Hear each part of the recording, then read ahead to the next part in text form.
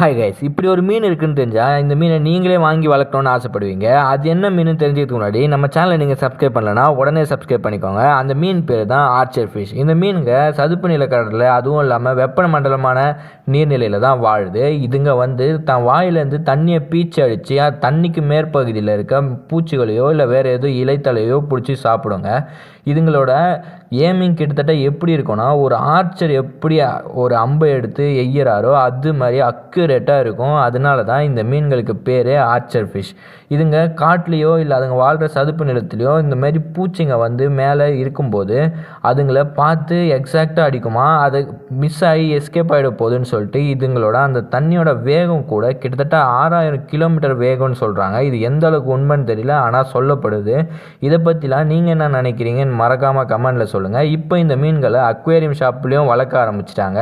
நீங்கள் கண்டிப்பாக உங்கள் டேங்க்கில் இதை ஆட் பண்ணி வளர்ப்பீங்களான்னு கண்டிப்பாக கமெண்டில் சொல்லிவிடுங்க. இந்த வீடியோ பிடிச்சிருந்ததுன்னா ஒரு லைக் கொடுத்துட்டு நம்ம சேனலை சப்ஸ்கிரைப் பண்ணிக்கோங்க. தேங்க்யூ ஃபார் வாட்சிங்.